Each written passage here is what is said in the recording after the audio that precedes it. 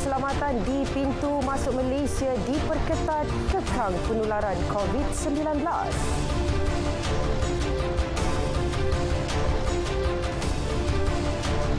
Sabah Sarawak boleh luluskan projek bawah 50 juta ringgit.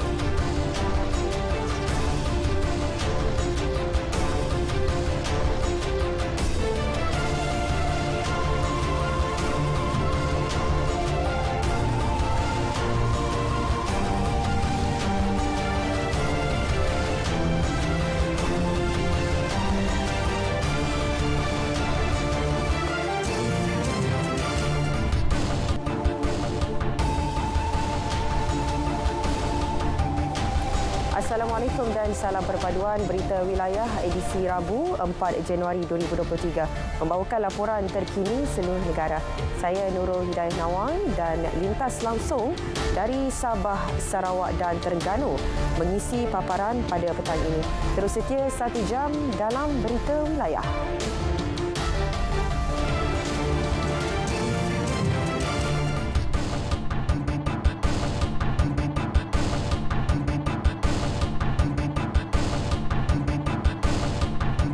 Kawalan keselamatan di pintu masuk negara akan diperketat bagi mengekang penularan COVID-19 seterusnya melindungi kesihatan rakyat. Perdana Menteri berkata syarat itu perlu dipatuhi setiap pelancong dan pengembara dari seluruh dunia, bukan hanya individu dari China, meskipun kes jangkitan COVID-19 di Republik itu melonjak drastik. Sekarang ini kita tidak ambil pendirian untuk diskriminasi mana-mana negara. Kerana kalau kita lihat umpamanya kadar kejangkitan di negara China yang diwar-warkan, kita juga tahu kematian di Amerika Syarikat akibat COVID-19 juga tinggi, begitu juga beberapa negara lain. Jadi kita ambil tindakan untuk menyelamatkan rakyat kita. Jadi siapa saja masuk harus dikenakan dipantau dan dikenakan syarat yang sama. Datuk Seri Anwar menegaskan pelindungan terhadap kesihatan rakyat menjadi keutamaan kerajaan berbanding ekonomi. Untuk itu, tiada tolak ansur dalam melaksanakan langkah pencegahan penularan COVID-19 bagi mengelak kes jangkitan virus kembali melonjak. Perdana Menteri memaklumkannya pada sidang media pasca mesyuarat Kabinet di Putrajaya. Pada sidang media yang sama, beliau memaklumkan Kementerian Kewangan bersetuju menyerahkan hampir sepenuhnya kuasa meluluskan projek-projek bawah 50 juta ringgit di Sabah dan Sarawak kepada kerajaan negeri berkenaan. Tindakan itu dibuat mengambil kira penangguhan beberapa projek disebabkan kerenah birokrasi. Jelas Datuk Seri Anwar, peraturan sedia ada telah menyukarkan pelaksanaan projek kerana ia perlu dirujuk ke Putrajaya terlebih dahulu. Ini MA 1963. Jadi harus ada satu tekad politik dalam pimpinan untuk bukan saja pertahankan semangat Malaysia dan konsep persekutuan, tetapi untuk pimpinan sekarang menghormati keputusan kebijaksanaan pimpinan awal baik dari Semenanjung atau Sabah dan Sarawak, dan cuba melaksanakan sedaya upaya. Jadi ada beberapa perkara yang tertangguh, umpamanya keputusan menyegerakan pelaksanaan beberapa projek kerana seperti sudah tahu, walaupun ada JKR Sabah dan Sarawak, tetapi kata putus itu terlalu banyak di Putrajaya.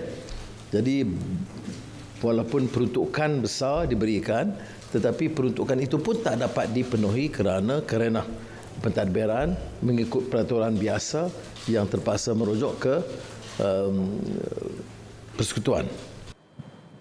Beliau juga bakal mempengerusikan mesyuarat Majlis Tindakan Pelaksanaan Perjanjian Malaysia 1963 selewat-lewatnya hujung bulan ini yang dijangka akan diadakan di Kuching.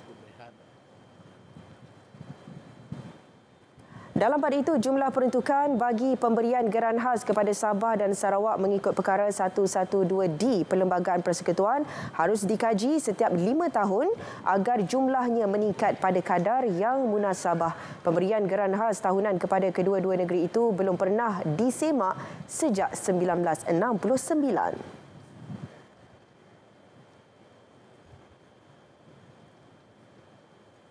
Kita harus memastikan ada peningkatan jumlah yang munasabah peruntukan yang berbeza daripada capitation grant ataupun road grant maris ya. Ini dalam perjanjian Malaysia 1963 itu ada peruntukan khas 112D yang menuntut kerajaan persekutuan memberikan peruntukan khas kepada Sabah dan Sarawak. Mengenai projek lebuh raya Pen Borneo di Sabah yang banyak tertangguh, Perdana Menteri memaklumkan kerajaan bersetuju meluluskan peruntukan tambahan untuk kembali menggerakkannya. Perincian mengenainya akan diumum Menteri Kerja Raya.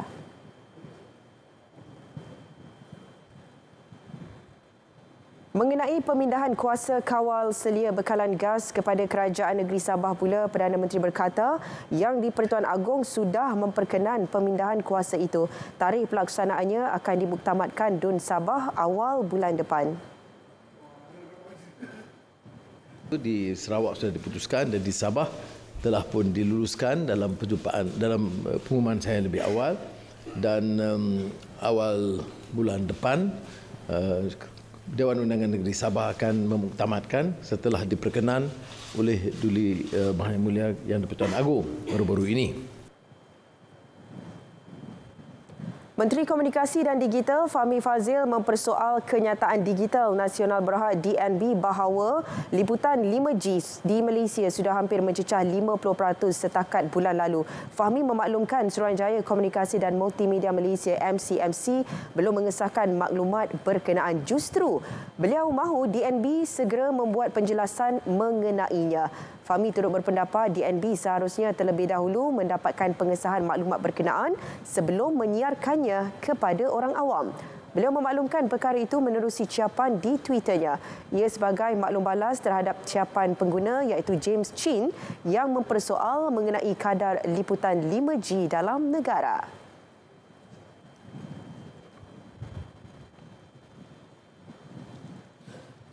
Baik saudara, beberapa kawasan di Kelantan dan Terengganu dijangka mengalami hujan berterusan mulai Jumaat ini. Amaran tahap waspada itu dikeluarkan Jabatan Meteorologi Malaysia, Met Malaysia. Jadi untuk laporan cuaca terkini, terus sahaja bersama Pegawai Met Malaysia, Syazwani Yahya. Silakan, Wani. Assalamualaikum dan salam sejahtera. Baiklah, pada ketika ini, rantau negara masih lagi menerima pengaruh angin timur laut yang agak kencang iaitu melebihi 60 km sejam. Oleh itu, Malaysia masih lagi mengekalkan amaran angin kencang dan laut bergelora kategori pertama, kedua dan juga ketiga bagi kawasan-kawasan yang berkenaan sehingga 5 Januari nanti. Dan di sepanjang tempat amaran, kebanyakan aktiviti pantai dan juga perkapalan adalah amat berbahaya. Baiklah, kita teruskan dengan melihat paparan imej gema radar terkini. Keadaan cuaca kelihatan agak lembap pada petang ini di mana hujan beserta ribut petir kini diperhatikan di hampir ke semua negeri di semenanjung Malaysia. Dan keadaan ini dijangkakan akan beransur reda menjelang malam nanti. Namun demikian, Met Malaysia telah pun mengeluarkan amaran hujan berterusan peringkat waspada melibatkan bahagian Besut, Setiu, Kuala Nerus dan Kuala Terengganu di negeri Terengganu serta Tanah Jajahan Tumpat, Kota Baru, Bacok, Pasir Mas, Macang, Tanah Merah, Pasir Putih, Jeli dan Kuala Krai di negeri Kelantan. Amaran ini dijangka akan berkuat kuasa bermula 6 sehingga 7 Januari nanti. Oleh itu, bagi orang ramai yang tinggal di kawasan berkenaan, anda dinasihatkan supaya sentiasa berjaga-jaga dengan kemungkinan banjir dan juga angin kencang yang boleh berlaku. Baiklah, bagi Sabah dan juga Sarawak, kini keadaan cuaca kelihatan agak cerah di negeri Sabah di mana hujan di 1-2 tempat kini hanya diperhatikan di bahagian Kudat di negeri Sabah. Manakala bagi negeri Sarawak, hujan beserta ribut petir kini lebih tertumpu di bahagian barat dan tengah negeri Sarawak. Dan keadaan ini dijangka mampu untuk berterusan sehingga ke malam nanti. Baiklah, sekian sahaja laporan cuaca untuk petang ini. Sekarang kita lihat ramalan cuaca bagi bandar-bandar utama di seluruh Malaysia. Sekian, saya Wan Yahya. Assalamualaikum.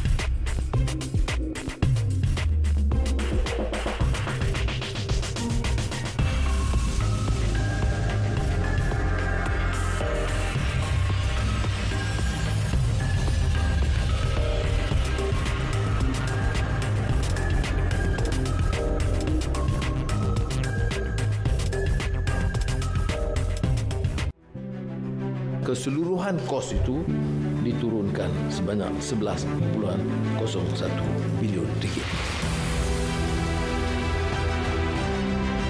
Kalau kita lihat kos keseluruhan ECRL lebih rendah 11.01 bilion ringgit banding kos keseluruhan asal ECRL sebanyak 85.97 bilion pada tahun 2016. Keputusan kita itu meneruskan projek diluluskan dulu tetapi dan tidak membawa banyak lagi perubahan kerana ia akan melambatkan proses pelaksanaan dan mempersulitkan kerja-kerja dan rundingan yang sedia ada. Percayalah bahawa anda bertanggungjawab terhadap diri anda sendiri. Anda bertanggungjawab untuk mengatakan tidak. Jangan biarkan orang lain mempengaruhi anda. Kenal pasti hak anda, keperluan anda dan perasaan anda. Hanya sekali ia boleh meragut.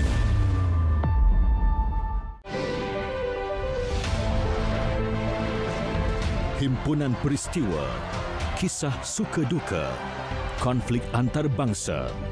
Terkini kami rangkumkan secara komprehensif terus ke kaca TV anda. Saksikan berita dunia Isnin hingga Jumaat 11 malam di TV1 dan saluran berita RTM.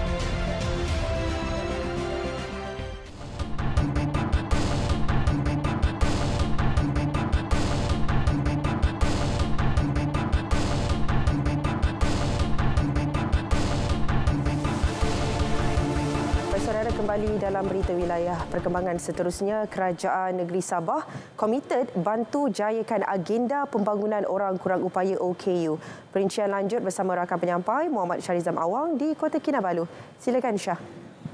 Ya dia, Kerajaan Sabah komited membantu orang kurang upaya OKU, termasuk OKU penglihatan di negeri ini, bagi memastikan golongan berkenaan tidak terpinggir daripada segala aspek. Ketua Menteri Datuk Seri Panglima Haji Jinor berkata, seramai 43,214 OKU, termasuk 3,597 OKU penglihatan, telah mendaftar dengan Jabatan Perkhidmatan Kebajikan Am Sabah JPKA setakat 29 Disember lepas.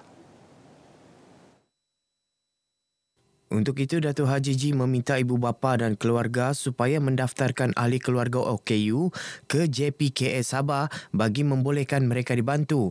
Beliau berkata demikian semasa berucap merasmikan Majlis Sambutan Hari Braille Sedunia Peringkat Kebangsaan di Perpustakaan Negeri Tanjung Ngaru, Kota Kinabalu.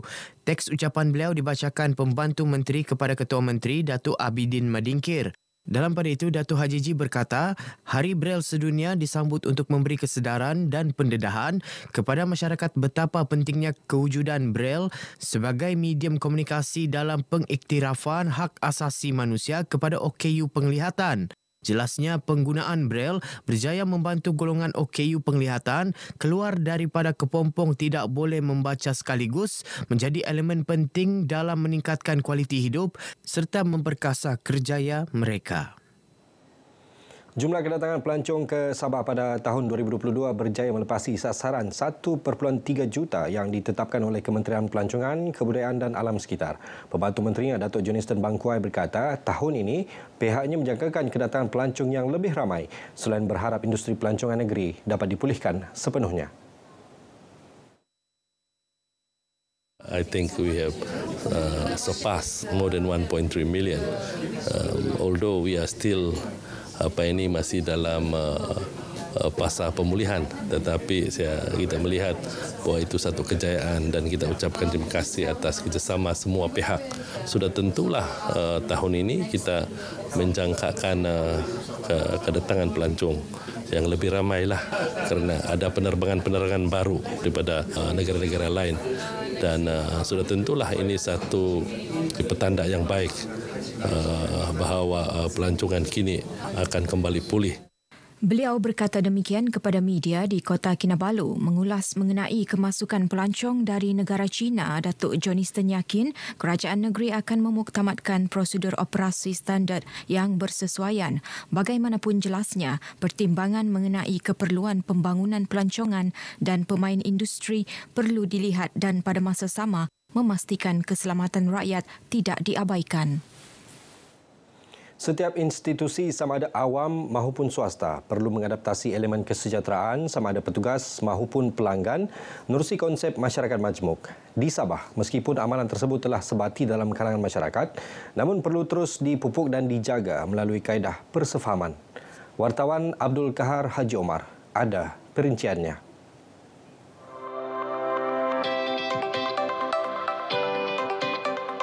Mengambil kira setiap persamaan, mengasingkan perbezaan selain menolak sebarang pengaruh yang boleh menimbulkan sensitiviti adalah kunci keutamaan bagi salah seorang pengusaha, C.K. Wong, dalam memastikan organisasinya dan pengurusan institut memandu Wina Jasa IMW Putatan meneruskan kesinambungan perkhidmatannya.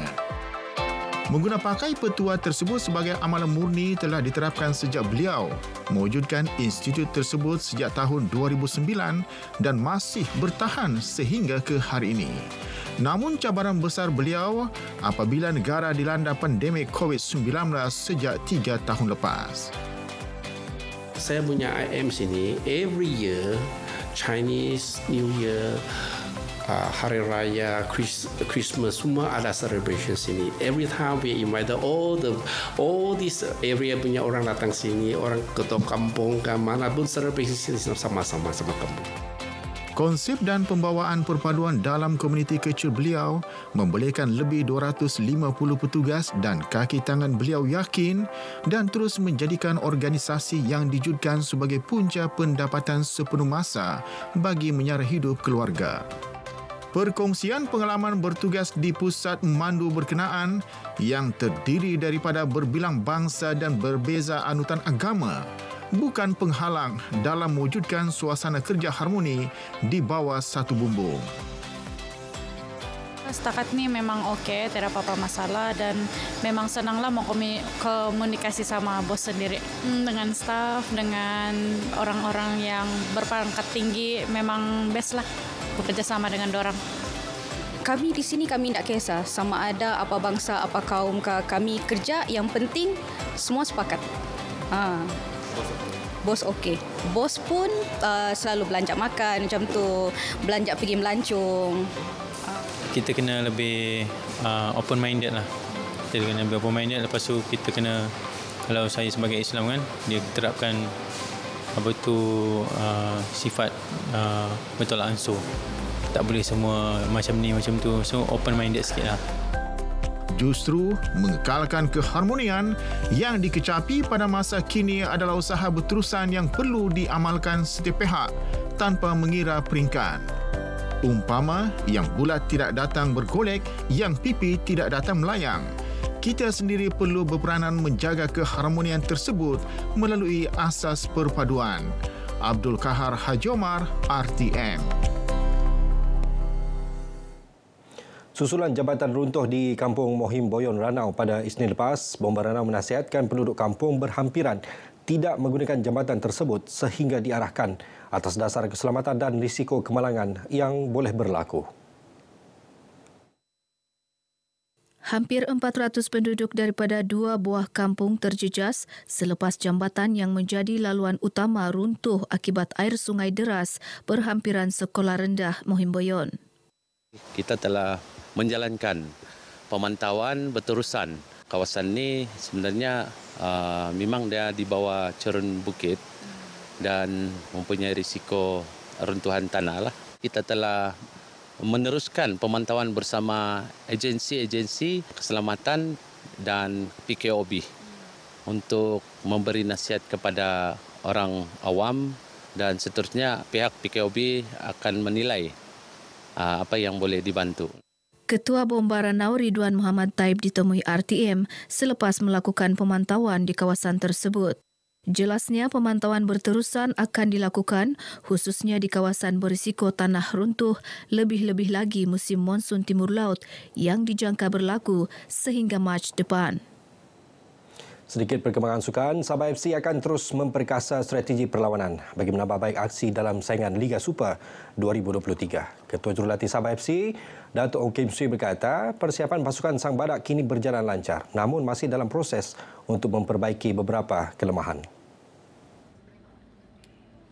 Bercakap kepada RTM, Datuk Ong Kim Swee yang juga pengurus Sabah FC mahu pasukannya sentiasa fokus dalam latihan pramusim selain masih menunggu kehadiran beberapa pemain seperti Dominic Tan dan Darren Lock yang beraksi bersama pasukan kebangsaan. Di mana kita tahu kita mempunyai banyak perlawanan, terutamanya saingan Liga Super berubah dengan 15 pasukan, di mana ini akan memberi banyak peluang pada para pemain untuk beraksi bukan saja dalam Liga Super tetapi Piala Malaysia, Piala FA dan juga Piala AFC yang akan kita sertai nanti. Baru-baru ini Sabah FC mengumumkan beberapa pemain baru bagi memperkasa pasukan berkenaan menghadapi saingan Liga Super musim ini. Antara pemain baru diumumkan ialah Dinesh Rajasingham, S. Kumaran, Jeffrey Firdaus Chu, Irfan Zakaria, Darren Lock dan Daniel Hakim. Baik, paparan tadi mengakhiri perkembangan dari Sabah untuk petang ini. Teruskan kesetiaan menonton berita wilayah. Kembali bersama dengan Dia di Angkasa Puri. Dia, silakan. Baik, terima kasih Syah langsung dari Sabah.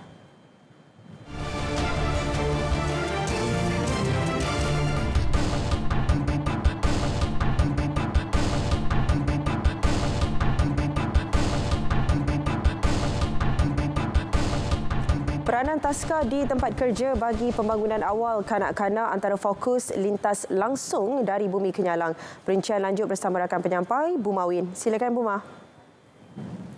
Ya dia, baik sebelum itu kita ke perkembangan ini.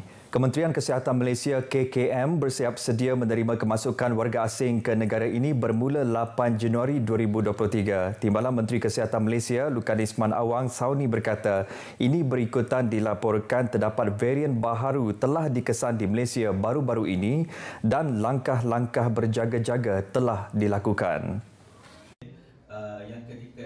Lukan Isman menjelaskan ketika ini kerajaan sedang memantau rapi keadaan semasa kemasukan pelancong-pelancong dari luar. Dan juga kita mengambil maklum bahawa kita mempunyai beberapa sempadan yang perlu kita lihat, contohnya daripada Brunei, daripada Singapura dan juga daripada Thailand yang ketika ini mempunyai SOP yang hampir sama dengan Malaysia, di mana kita belum lagi memerlukan satu ataupun pre-test kepada pelawat-pelawat. Beliau berkata demikian dalam sidang media di Miri baru-baru ini. Walau bagaimanapun, Lukan Isman memberitahu berkemungkinan perkara itu akan berubah dalam tempoh 24 ke 48 jam setelah kerajaan memutuskan langkah yang bersesuaian untuk menerima kedatangan pelancong-pelancong terutamanya dari negara China.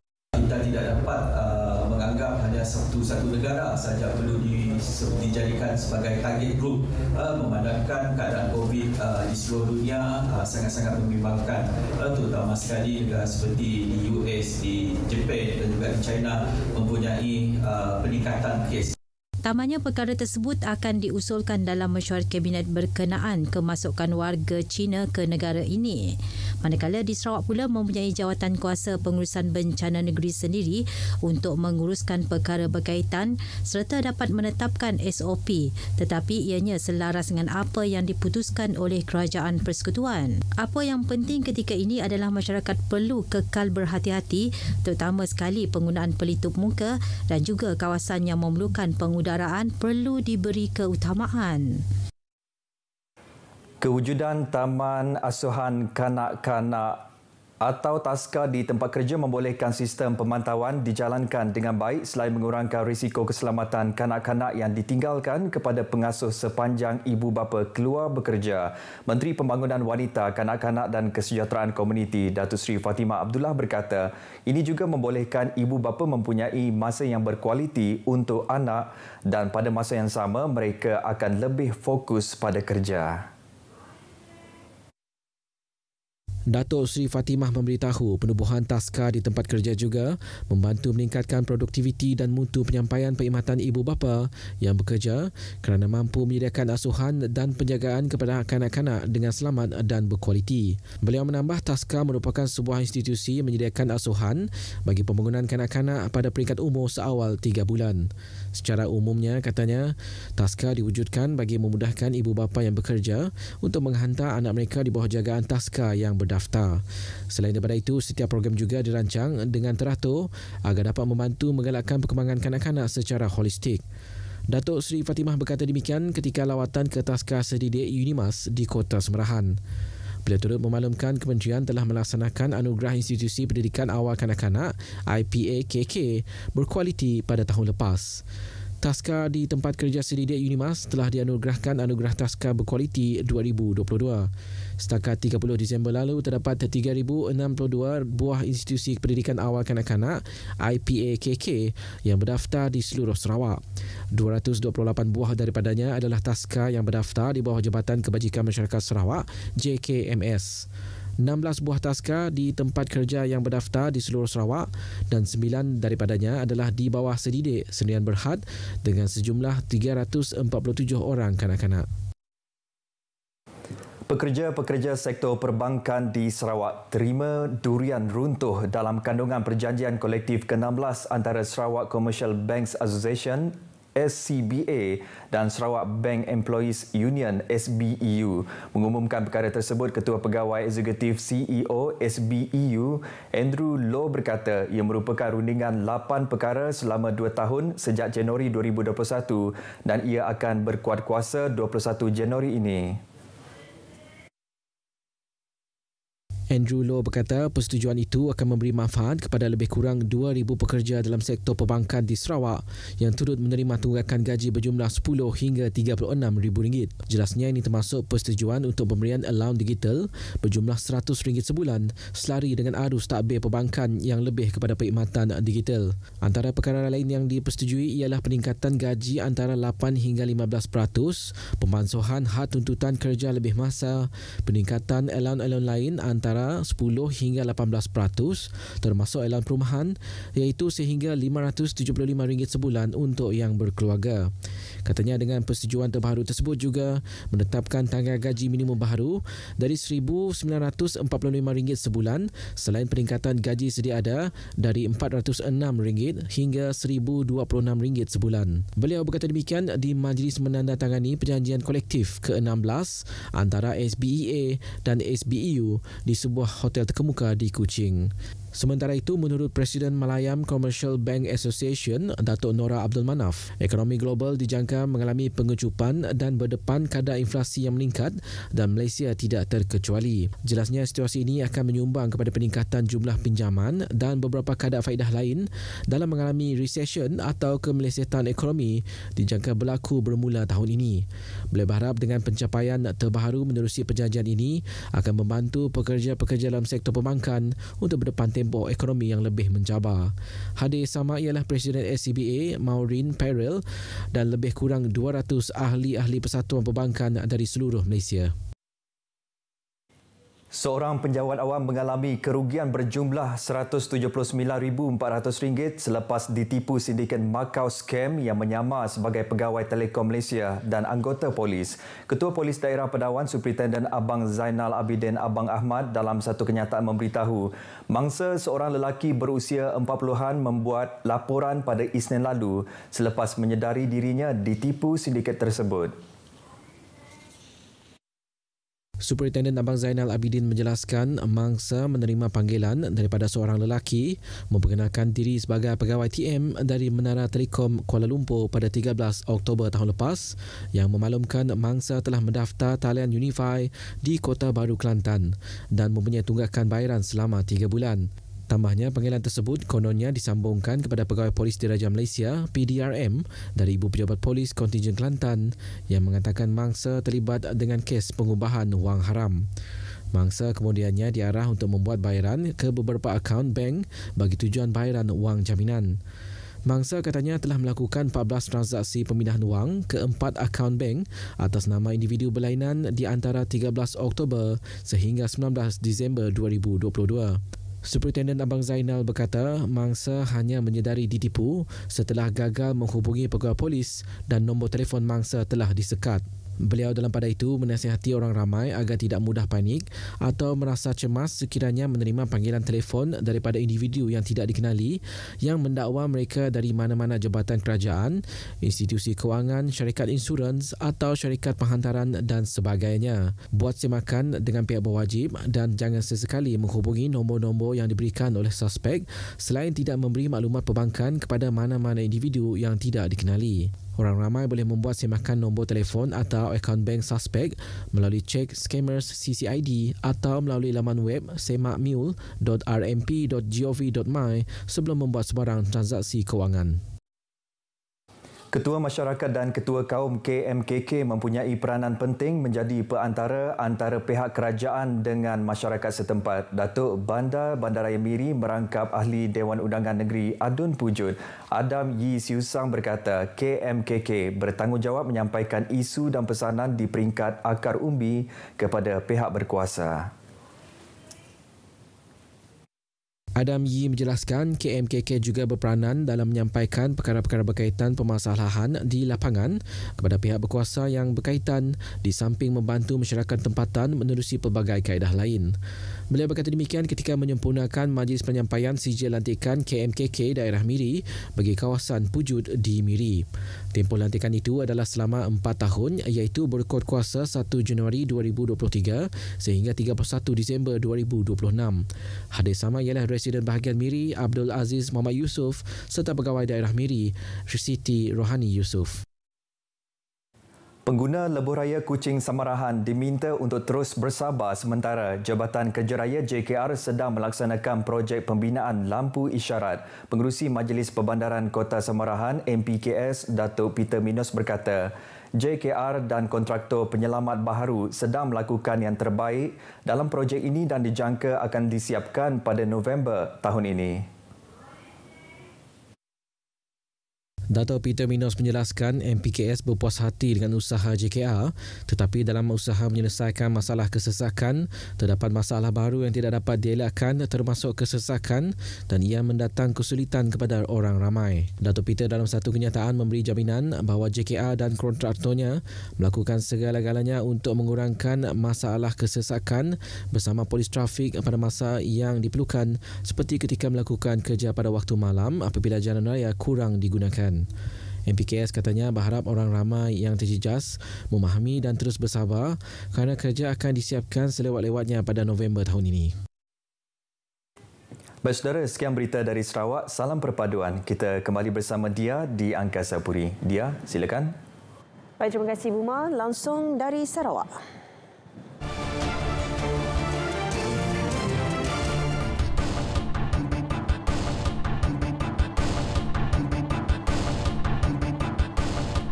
Saudara, berita wilayah diteruskan dengan lintas langsung dari Terengganu. Antara paparan petang ini, agihan bantuan banjir oleh Ketengah dan Yadim. Perinciannya bersama rakan penyampai Muhammad Rashidi, Muhammad Isa. Silakan Rashidi. Ya. Lembaga Kemajuan Terengganu Tengah ke Tengah memperuntukkan sejumlah RM270,000 bagi membantu penduduk terjejas banjir di 3 buah daerah di bawah wilayahnya. Bantuan kewangan musim tengkujuh itu adalah sebahagian daripada sumbangan Kerajaan Persekutuan menerusi Kementerian Kemajuan Desa dan Wilayah yang keseluruhannya berjumlah RM500,000. Jelas Pengurus Besar ke Tengah Datuk Tengku Ahmad Nazri Tengku Musa, pihaknya juga turut menerima tambahan sumbangan RM300,000 lagi menerusi anak-anak syarikat milik kerajaan negeri. Ini menjadikan keseluruhan bantuan tunai dikumpulkan berjumlah RM800,000. Semasa banjir gelombang kedua 18 Disember lalu, 42 pusat pemindahan sementara PPS dibuka di 3 daerah dalam wilayah ke Tengah. Sebelum banjir melanda, kami peringkat ke Tengah sendiri sudah pergi membuat pemantauan di pusat-pusat pemindahan. Kita akan membuat penambahbaikan penyelenggaraan yang mana ke mana ada kerosakan tu kita baiki. Dan semasa berlakunya bencana, kita akan menyediakan kit bantuan banjir yang bernilai RM100 bagi setiap kit. Yang maksudnya kit ni adalah bantuan awal apabila mangsa-mangsa mula dipindahkan ke PPS ni, kit kita akan pertama yang sampailah. Datuk Tengku Ahmad Nazri turut memaklumkan seramai 50 anggota skuad sukarelawan ke Tengah terlibat membantu kerja-kerja pembersihan kediaman penduduk pasca banjir. Turut membantu hampir 200 sukarelawan pelbagai jabatan, agensi dan persatuan. Pembinaan saliran dan perparitan di kawasan Batu Rakit, Kuala Nerus perlu dilaksana dengan lebih teratur. Langkah itu dapat mengatasi banjir di kawasan berkenaan. Ahli Dewan Undangan Negeri Batu Rakit, Bazlan Abdul Rahman berkata, sistem perparitan sedia ada juga perlu ditambah baik. Ia merangkumi kerja-kerja penyelenggaraan dan membina sistem saliran bagi menampung jumlah penduduk yang semakin bertambah. Jadi saya bagi selaku wakil rakyat ini berharaplah di masa-masa yang akan datang memang kita nak cepat, tapi kita faham di masa-masa yang akan datang sistem perparitan ini dapat diwujudkan, dilaksanakan dengan lebih baik di kawasan dalam Dun Batu Rakit.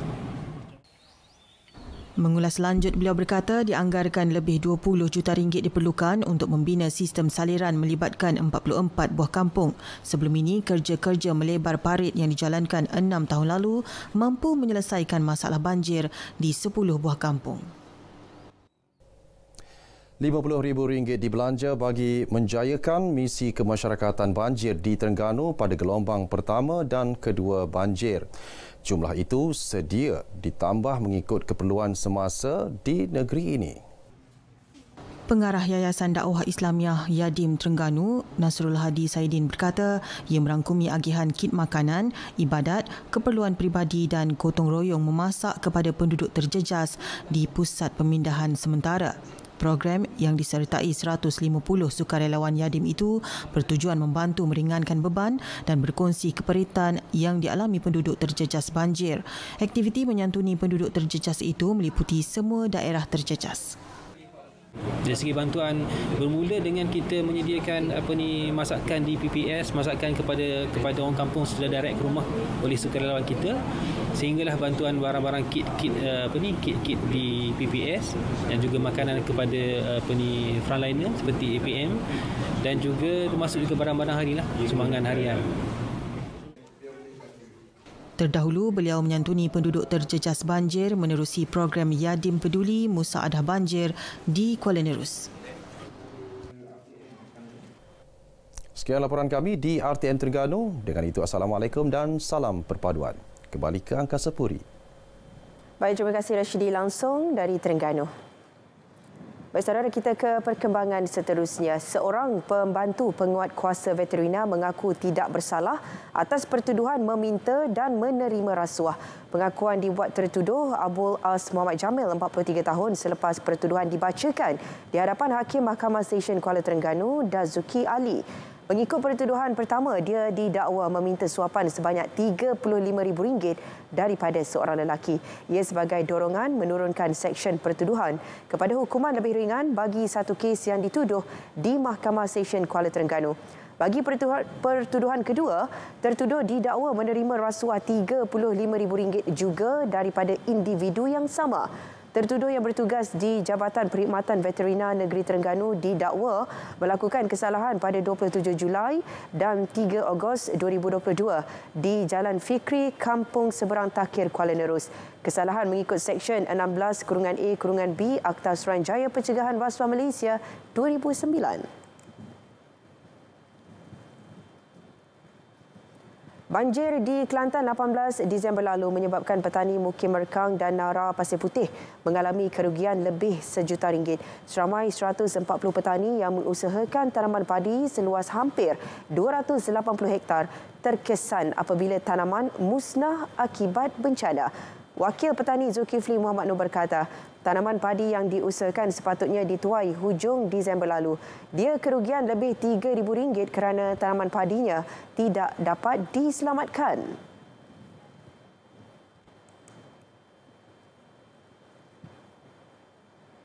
Jadi 2,5 ekar tu habis RM1,000 lebih juga. Tunggu hasil dah. Hasil nak boleh dah. Tapi rezeki tak ada kan, jadi kau tak boleh juga. Musim baru start dah ni, baru gala. Hak tak boleh mesin sikit abuk dah. Hak boleh mesin tu boleh 3 guning. Hak biasa hak boleh dalam 30 guning boleh. 4 guning je. Hasil juga nak upok nak gala tak balik. Berapa tu benah boleh kena. Dah hak padi selegak 70 kena bunyi. 40 potong tak ada. Boleh ambil juga, boleh ambil pun.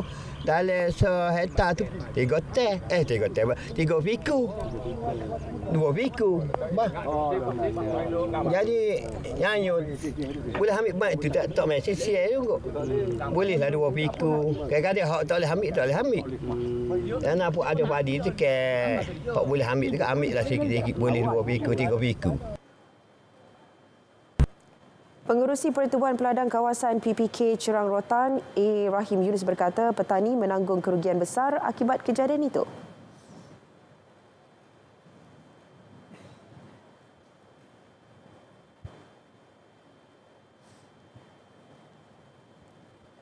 Saya bagi pihak pengerusi PPK Cerang Rotan dan ahli jemaah pengarah PPK Cerang Rotan memohon pihak kerajaan mengambil perhatian untuk membantu sekadar mungkin kepada nasib petani-petani yang terkesan, kerana dia akan jadi kerja berulang. Selain perlu memikirkan modal untuk memulakan tanaman petani, turut berdepan kenaikan harga input pertanian. Sebelum ini racun 4 liter berharga RM60, namun kini mencecah RM100. Langkah-langkah keselamatan semasa dan selepas kejadian tanah runtuh. Apabila berlaku tanah runtuh, hubungi pihak berkuasa dengan segera. Beri amaran kepada keluarga dan jiran. Berpindah segera sekiranya keadaan menjadi bahaya atau apabila diarahkan pihak berkuasa. Selepas kejadian tanah runtuh, jauhi kawasan runtuhan. Awas, banjir boleh berlaku selepas tanah runtuh. Periksa keadaan keluarga, jiran serta golongan kurang upaya. Beri rawatan pertolongan cemas jika ada yang tercedera atau sakit. Periksa tapak rumah dan tanah di persekitaran anda. Bersedia dan dengar pengumuman daripada pihak berkuasa. Laporkan sebarang kerosakan kemudahan awam. Pesanan ini dibawakan kepada anda oleh RTM. Jika anda mendapati wujudnya salah laku oleh peniaga, salurkan aduan menerusi tindakan berikut. Melayari portal dan email kepada iaduan@kpdnhcp.gov.my. Menghubungi talian 1-800-886-800. Menggunakan aplikasi telefon pintar Easy Adu. Berhubung menerusi talian WhatsApp berikut. Atau anda boleh juga menghubungi operasi bilik gerakan di talian tertera.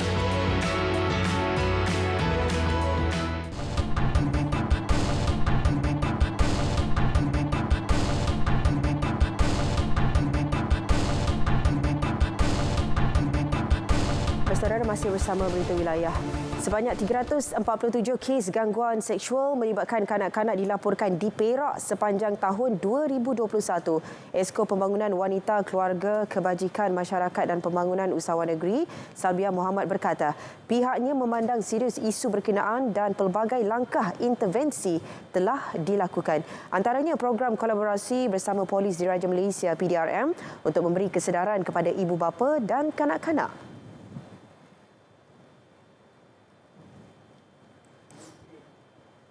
Kita memang tengah merangka program-program kolaborasi bersama PDRM dan kerajaan negeri melalui agensi di bawah saya juga untuk kita mula memberi education kepada pelajar-pelajar sekolah. Ada beberapa program yang kita tengah rancang dan kita akan laksanakan pada tahun ini.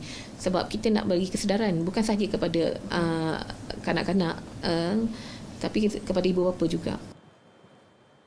Dalam pada itu, sejumlah 232 kes gangguan seksual melibatkan kanak-kanak telah dikendalikan Child Interview Centre CIC yang digerakkan PDRM sepanjang tahun lalu. Kerajaan negeri memperuntukkan RM50,000 untuk menambah baik infrastruktur dan fasiliti pusat berkenaan. Beliau ditemui selepas menjadi tetamu rancangan Stiletto Nita di RTM Perak. Mayat seorang lelaki warga emas ditemukan di perairan Perak pagi tadi. Mangsa 76 tahun dikhawatiri lemas. Kenyataan Jabatan Bomba dan Penyelamat Malaysia JBPM Perak memaklumkan terdapat penduduk memberitahu ternampak seorang lelaki terjun ke laut dari JT Bagan Datuk Hutan Melintang. Kejadian berlaku malam tadi. Operasi mencari dan menyelamat bermula 8.30 pagi tadi. Mayat mangsa ditemukan kira-kira sejam selepas itu, sekitar 3.5 km dari lokasi dia dipercayai terjun.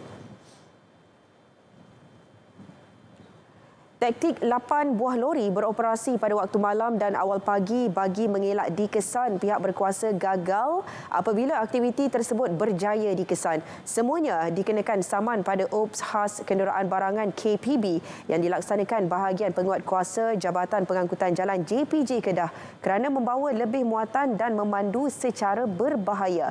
Pengarah JPJ Kedah, Aman Shah Hashim berkata, operasi di sekitar Sungai Petani itu bermula pukul 11 malam. Hasil penguatkuasaan 8 kenderaan termasuk yang membawa kayu getah dikenakan saman kerana membawa muatan secara berbahaya. Tindakan di bawah peruntukan Akta Pengangkutan Jalan 1987, Akta Pengangkutan Awam Darat 2010 dan Kaedah-Kaedah Pengangkutan Jalan. Tegas Aman Shah, penguatkuasaan secara berfokus akan dilaksana berterusan bagi memastikan pemandu dan pengusaha kenderaan perdagangan patuh peraturan dan undang-undang. Sekaligus memastikan kenderaan selamat digunakan di jalan raya bagi mengurangkan kadar kemalangan. Sementara itu, dalam kes berasingan juga di Sungai Petani, JPJ Kedah menahan sebuah lori yang mencurigakan.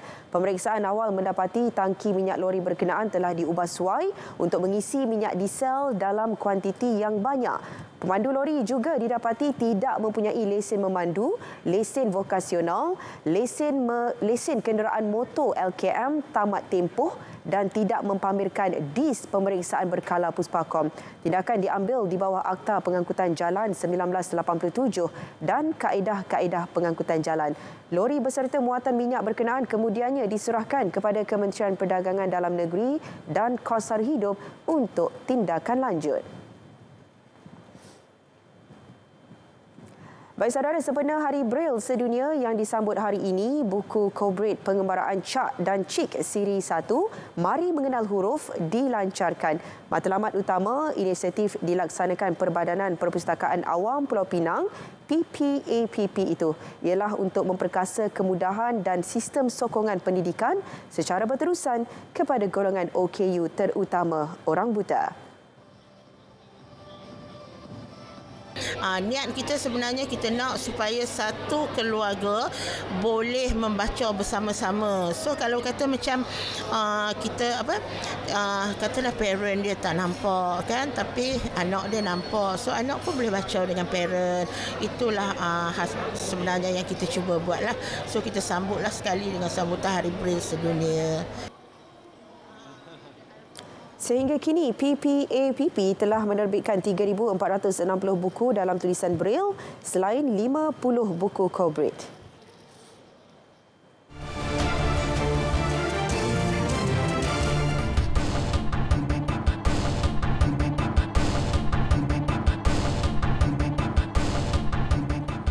Seorang ahli perniagaan mengaku tidak bersalah atas pertuduhan menggunakan gelaran palsu serta memperdaya Exco Kanan Melaka berhubung penjualan kereta mewah membabitkan kerugian RM95,000.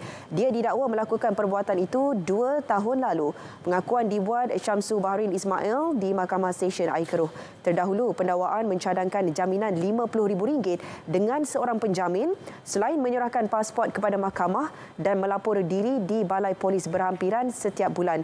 Peguam tertuduh bagaimanapun merayu jumlah jaminan dikurangkan dengan alasan anak guamnya 57 tahun mengidap kanser dan diabetes kronik. Tertuduh juga mempunyai 4 lagi kes yang masih berjalan di Mahkamah Kuala Lumpur dan Selangor membabitkan jaminan berjumlah RM110,000. Hakim kemudiannya membenarkan tertuduh dijamin RM30,000 bagi kedua-dua pertuduhan serta membenarkan syarat tambahan yang dimohon pendakwaan. Sebutan semula kes dan serahan dokumen 7 Februari ini. Pemandu lori yang melawan arus hingga menyebabkan kemalangan 2 kenderaan di kilometer 5.5 Lebuh Raya Link Kedua Iskandar Puteri Johor 4.30 petang semalam di Reman 4 hari bermula hari ini. Ketua Polis Iskandar Puteri ACP Rahman Arifin dalam kenyataannya berkata perintah reman dikeluarkan Magistrat Nur Zihan Abdul Rahman di Mahkamah Magistrat Johor Bahru. Kemalangan dipercayai berlaku apabila pemandu lori berusia 41 tahun yang memandu di bawah pengaruh alkohol terbabit dalam perjalanan dari Kulai menghala ke Pelabuhan Tanjung Pelepas. Dia kemudiannya terlepas susur ke Pelabuhan Tanjung Pelepas dan memandu melawan arus untuk masuk semula ke susur berkenaan di lorong paling kanan sebelum bertembung dengan 2 kenderaan lain. Bagaimanapun, pemandu kedua-dua kenderaan tersebut selamat dan salah seorang daripadanya dibawa ke Hospital Sultanah Aminah untuk rawatan. 56.7% populasi di Johor sudah menerima dos penggalak vaksin COVID-19 pertama setakat semalam, manakala hanya 1.8% mendapatkan dos penggalak kedua. Esko Kesihatan dan Perpaduan Negeri Ling Tian Sun berkata, pelindungan vaksin COVID-19 akan berkurangan selepas tempoh tertentu bergantung kepada varian. Justru rakyat Johor khususnya yang berisiko tinggi disaran mendapatkan vaksinasi bagi mengurangkan risiko jangkitan serius dan kematian. Vaksinasi boleh didapati secara jumpa terus atau janji temu di 12 hospital atau 81 pusat pemberian vaksin dan klinik kesihatan di semua daerah negeri tersebut bermula Isnin. Dalam pada itu, 87% populasi di Johor sudah menerima vaksinasi dos premier yang lengkap setakat semalam.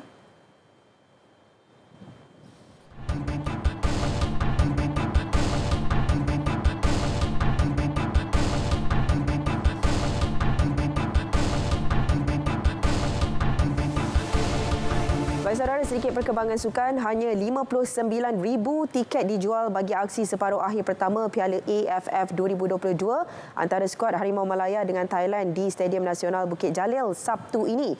Setiausaha Agung Persatuan Bola Sepak Malaysia FAM, Nur Azman Rahman berkata, perkara itu berikutan 21,000 tempat duduk terpaksa dikosongkan kerana dihalang oleh struktur pentas konsert J. Cho yang sedang dalam proses pemasangan. FAM turut mengumumkan bahawa harga tiket perlawanan itu kekal seperti aksi peringkat kumpulan RM30 bagi dewasa dan RM5 kanak-kanak bagi tempat duduk terbuka, RM50 bagi tempat duduk premium dan RM60 bagi tempat duduk grandstand. Konsert J. Cho, artis terkemuka dari Taiwan akan berlangsung pada 15 Januari. Nur Azman berkata tiket bagi perlawanan itu hanya akan dijual secara dalam talian menerusi www.tickethotline.com.my bermula 3 petang Rabu. Tiada penjualan tiket di kaunter. Selepas separuh akhir pertama di Bukit Jalil, skuad Harimau Malaya akan berlepas ke Thailand untuk aksi timbal balik menentang skuad Gajah Perang di Stadium Thammasat, Bangkok pada Selasa 10 Januari. FAM turut menasihatkan penyokong supaya berhati-hati dengan pembelian tiket selain daripada secara dalam talian di www.tikethotline.com.my. Berikutan terdapat penjualan tiket palsu bagi perlawanan menentang Singapura malam tadi. Usaha memperkasa sektor pelancongan dalam negara. Kementerian Pelancongan, Seni dan Budaya MOTEK memainkan peranan mempromosi rumah inap desa yang berdaftar di bawah kementerian itu. Sehubungan itu, Fund Map Homestay Negeri Sembilan dilancarkan bersempena program Jom Poi Homestay Negeri Sembilan. Laporan wartawan Nur Ashikin Harun. Aplikasi itu dilengkapi butiran 8 rumah inap desa di sekitar 7 daerah dalam negeri ini. Timbalan Ketua Pengarah Perancangan Tourism Malaysia, Iskandar Mirza berkata, ia signifikan buat pelancong yang sedang mempertimbang kediaman ketika bercuti.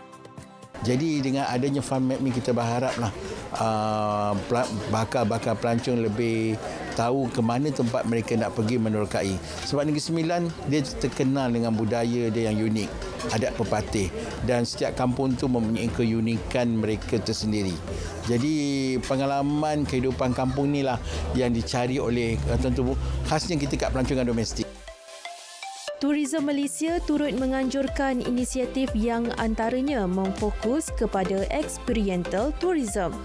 Ia memberi peluang kepada pelancong untuk merasai, berinteraksi serta menyelami gaya hidup masyarakat tempatan, termasuk mengenali dengan lebih dekat tradisi mereka. Merasai pengalaman itu, kami warga media dan kira-kira 40 peserta daripada syarikat pelancongan diberi peluang menyertai pelbagai aktiviti yang disediakan pengusaha rumah inap desa.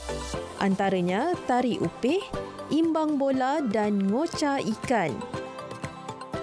Tak lapuk dek hujan, tak lekang dek panas. Menerusi pengisian yang disediakan pengusaha rumah inap desa yang berdaftar di bawah Kementerian Pelancongan ini, pengunjung berpeluang menerokai keunikan yang ada di Negeri Sembilan, termasuk makanan, adat dan sukan tradisi yang diamalkan nenek moyang kita dahulu.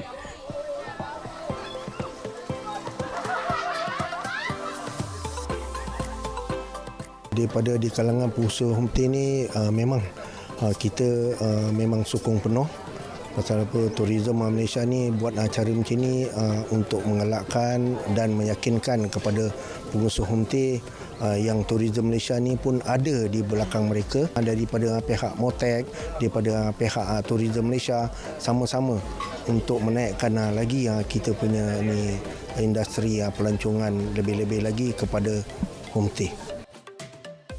Biasa kat kampung kita pun ada pernah main air sungai, tapi kita tak pernah tangkap ikan macam ni. Kita tangkap udang kecil je. Dia air dia jenis sikit. Yang ni kita berkocak-kocak. Semua badan kena basah, kena lumpur. Dengan menjerit-jerit dia, ikan tak pensan, kita yang pensan. Satu experience yang saya tak pernah alami pun sebelum ni. Before this, saya dengan Negeri Sembilan tu saya ingat just tahu nilai, Seremban. Saya tak pernah tahu Negeri Sembilan ada homestay yang macam ada tuan rumah duduk sekali, yang ada aktiviti, macam-macam aktiviti. Satu adalah cara masakan. Bila di Kampung Lone, saya baru faham mengapanya gastronomi itu sangat penting. Salah satunya hasil dari tempatan sebab mereka ada padi. Jadi mereka ada gula, kita panggil enau juga. So dari padi sampai ke gula enau itu memang hasil tempatan. Segala pengalaman ada di sini. Jadi, apa lagi? Jom Poi Homestay Negeri Sembilan. Laporan Nur Ashikin Harun, RTM. Baik saudara, berita wilayah berakhir di sini. Dapatkan perkembangan sahih sepanjang masa melalui portal berita.rtm.